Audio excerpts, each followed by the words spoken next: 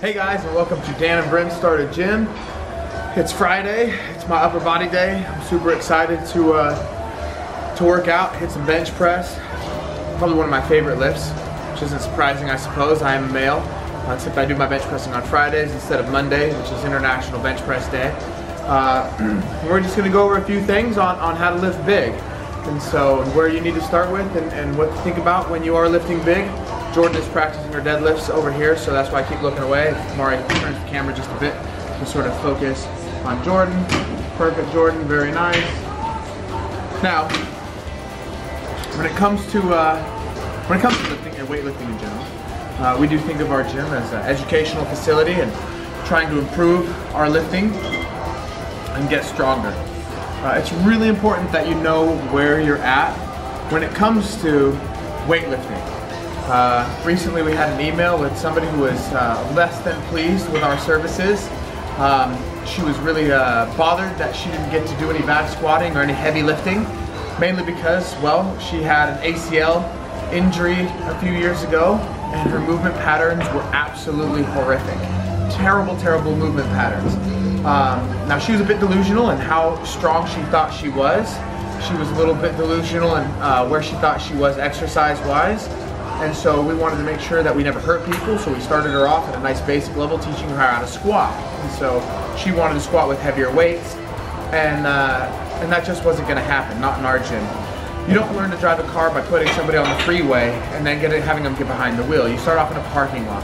One of my favorite scenes in The Karate Kid, the original with Daniel's son and Mr. Miyagi, is when Mr. Miyagi makes him wash the car. Obviously, wax on, wax off, and Daniel's throwing a bit of a fit with it. And he's, when am I going to learn how to do karate? And you know, and Mr. Miyagi keeps having him clean things and do some basic movements and some basic stuff.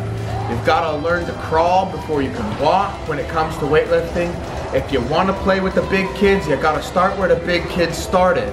I've made every lifter start off at movements and make sure you can squat with just your body weight. If you can't squat well with just your body weight, you sure as shit ain't gonna put something on your back and squat it well. And so, make sure you start off at something that's easy to manage, okay? Quality, quality, quality over quantity and over intensity.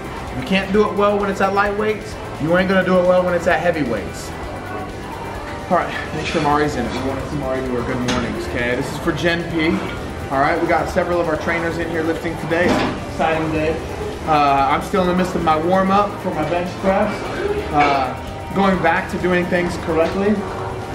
You know, we do make a joke out of it. It is quite comical for us. Because we say things like, you know, you don't get to bench press over 300 pounds until you can do it correctly, right? If you do it over 300 pounds incorrectly, you will be injured at some point. And we want to make sure we emphasize that all the time. You know, knowing where you're at and how to get to your end result is so important. Don't overdo it. You can't outrun it. That's why we love weightlifting. And it doesn't matter how much money you have, nobody's gonna pick the weight up for you, right? You gotta pick it up for yourself. So you can pay all the trainers in the world, you can take all the supplements you want, but the only person who's gonna lift that weight is you. So I'm still warming up in my bench press. I'm supposed to go pretty heavy today. I like going heavy on my bench press. I have a competition in April, the end of April, a bodybuilding competition. Now for me, personally, I still want to lift really heavy things.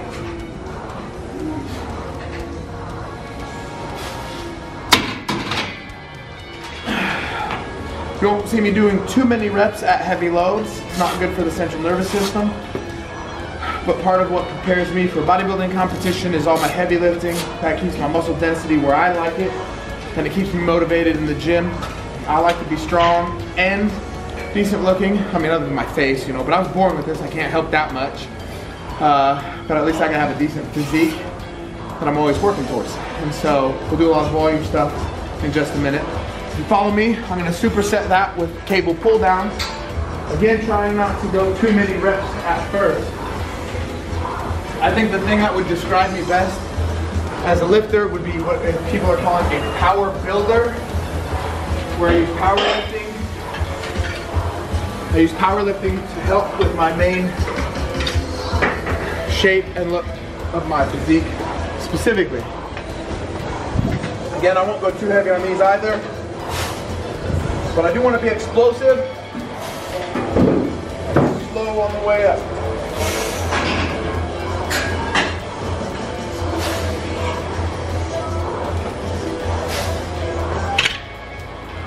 I really like supplementing my bench press, supersetting my bench press with lat work. It helps to create that arch and get that big arch that I look for when I am bench pressing. If I get a little hypertrophy in those lats, it helps me control that arch when I am in my heavy loads.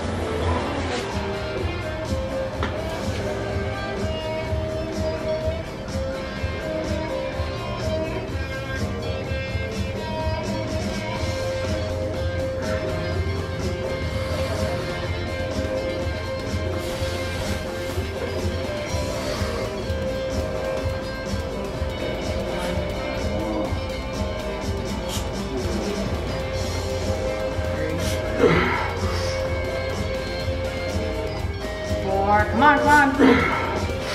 Come on now, you got it. All you. One more.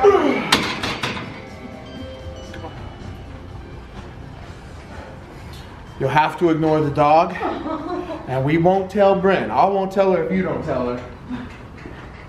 This is just a figment of everybody's imagination. You splice that in there. Photoshop the puppy. It's not a dog. It is not a dog. That's a vacuum cleaner, Bryn. Not a dog. Ideally, you should be starting with your line of vision directly with your bar. He pulls his shoulder blades in as close as he can on the bench, and his heels are down on the ground, or as close to the butt as he possibly can. He's building that big arch as he pulls the bar off the rack.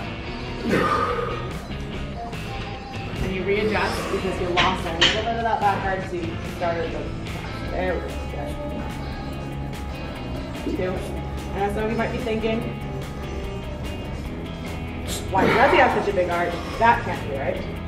But this arch is what powerlifters do, and badasses do. Because what it does is that it helps decrease your range of motion as far, and it makes it a full body press, right? So instead of just using his chest and his shoulders if you're just laying on the bench, he gets to recruit more from his core and his glutes, hamstrings, full body press to get as much force into it as possible. That one. So, my goal is generally to do 5 sets all the time. I like 5 sets. Sometimes inside of the 5 sets, 2 of those are warm-up sets. Sometimes they're all work sets and I get to a workload. That's what I'm doing today. My first 2 sets of 5 today were at 315. I've had a goal now for the last 6 months. I really want to do 315 for reps. I would love to be able to do 3 or 4 sets of 8 at 315, and I'm steadily progressing and working towards that. Now, I did go down in weight on this next set. I went down to 300 pounds for the check. Yep. And so I could grind it out at 315 with a couple of spots, which does overload. It's about progressive overload, but I personally feel like working to where you can grind out the reps yourself is a much better option. So there's no such thing as muscle memory. That's why we drop down in weight. Muscles have no memory. They're very stupid. They do 2 things, contract and relax. And that's it, baby. So here we go, set number 3. Look on 5. We got Jordan back here spotting me. I'll need to lift off Jordan in 3, 2.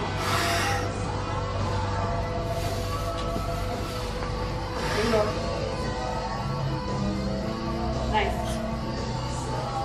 Got it.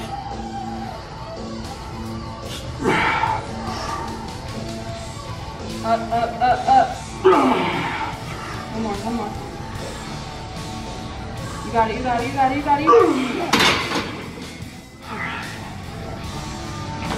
So if I'm able to get all 5 reps, I'll do that same weight again for my 4th set. If I can get 5 again, I'll do it again. If she has to spot me on that last one, sometimes spotters give just a little bit of assistance to make you grind it out. I don't like that. I feel there's a risk of injury. If I needed a spot, she would give me everything she has to help with the lift. And so I don't feel like she did. You any spottage? No? Perfect. So I'm gonna go hit my pull downs.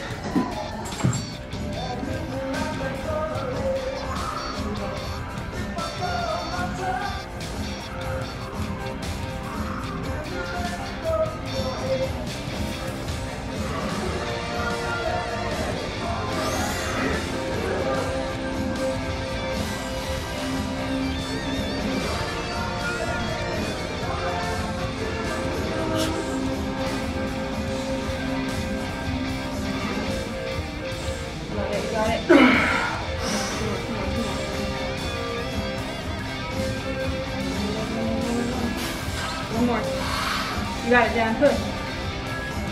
Push, push, push, push, push, push, push. Oh, jeez.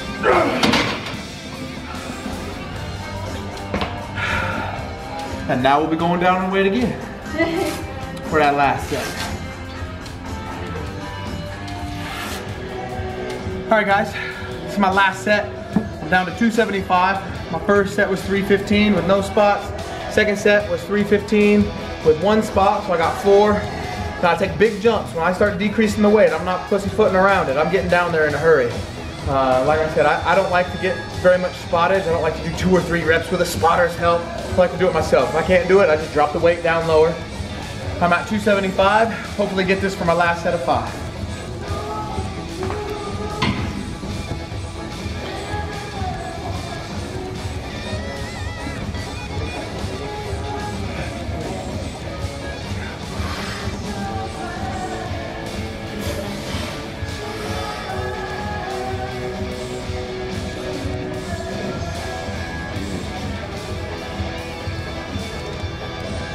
Okay.